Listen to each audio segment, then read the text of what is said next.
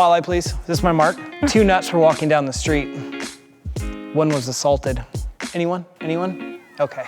You can laugh if you're holding the camera, it's fine. Like at least a courtesy. This is cool. Okay, good, good. I mean, you have a gimbal, so you Good stuff. You laugh. Good stuff. That's as good as it gets right there. This is cool. This is really, really cool. We're here with Nickie White, Nickie, Executive Director of the Friends of the Bing Crosby Theater. Yes. Did I get that all right? Friends of the Bing, yeah. Friends of the Bing. So tell us about the Bing and tell us about the organization. So the Bing is a historical theater that was built in 1914 as a theater, as a silent movie theater here in Spokane. And it was built with a 50-pipe organ. And so the theater would show silent movies, and folks would come in dressed to the nines to see a movie at the Bing Crosby Theater. Of course, back then it wasn't called the Bing Crosby Theater.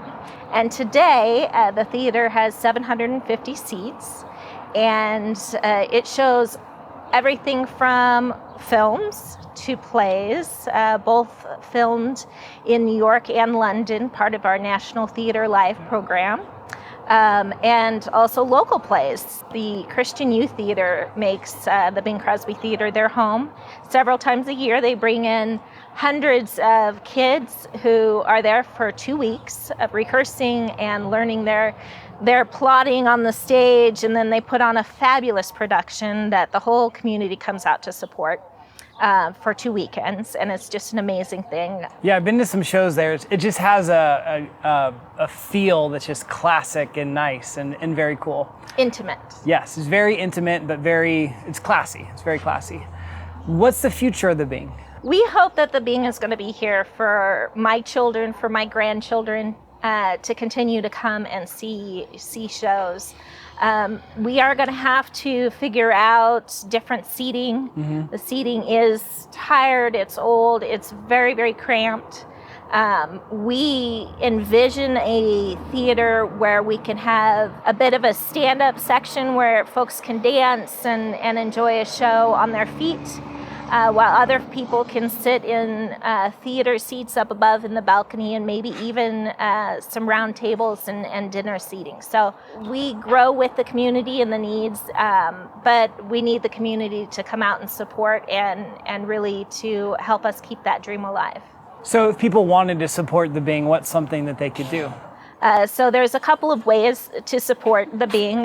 One is to send a donation in to Friends of the Bing, and that can be easily done online.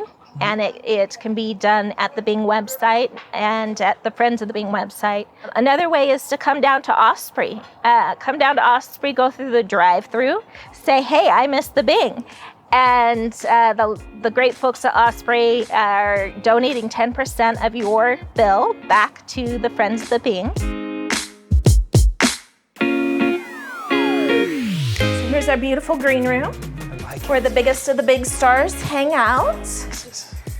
If you've got staff who's not cool enough to be in the green room with you, right? They can hang out here and wait for you, bring you your coffee. So we got some dressing room monitors that they can see what's going on upstairs. That is rad. And they can get ready to run up on stage. So to have something that already has so many amazing details, and then to add Jerry's touch for details. And we've got all modern sound, modern projection, modern lights. This mural work was original 1914. Yes. Wow. Isn't that wild and beautiful? I didn't know, I knew the theater was named after Bing Crosby. I didn't know he actually performed here. He did. Wow. If you sit quietly enough, you can almost picture it.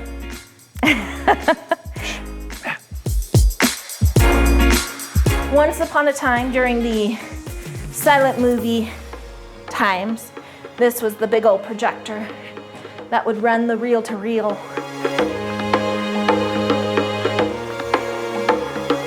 So in all of this, I mean, with all the hardships you guys are going through as a nonprofit and an event center, what are some things you've seen people do to step up and help you guys? One is the restaurants that are stepping up and saying, hey, we want to give back. We've partnered with Incrediburger and Eggs, which is our neighbor, and they support us as well by giving a donation back. Also, and they've got a food truck that if you say, hey, I missed the Bing, they'll give a donation back to us as well. And then Osprey, and then we've got, folks still, it baffles me, we're closed down, but still people send in their checks and say, hey, we miss you and we support you, and here's $100, here's $50, here's, my kids $15 to support you while you're going through this, and hopefully you'll be back soon. So It's really encouraging. So looking forward, yes, when do you think we can see events again at the Bing? We're really hopeful that fall, maybe the first of the year, we can get up and running. We can have families and children running through our hallways again. We're looking forward to seeing our calendar grow in the coming year. So it may be a little quiet for a little while, but as things open up, we're going to be there. So what advice would you have for other nonprofits, because you work with a lot of nonprofits that are going through this and scheduling events and trying to get back to doing what they do? I think it's important to just communicate with your patrons, with your supporters, and help communicate with them about your struggles and let them know how to support you, how to be part of moving you forward, even though you may have to pull back. A lot of nonprofits are doing online auctions. They're doing Zoom gatherings. So people still need to connect. People still want to give back. They still want to feel part of a community. So it's important not to get bogged down in the fact that you can't do your hands-on mission at the moment, and really stay connected somehow. Right. Well, thank you so much, Nickie. Thank you for the tour and the history lesson of the Bing. It was awesome, so we appreciate that greatly. After this, we have Jerry Dicker.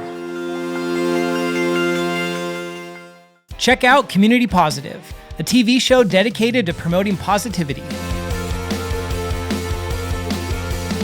Each week, we highlight business owners and community leaders doing incredible things in the Spokane community. Saturday and Sunday at 6 on Fox 28.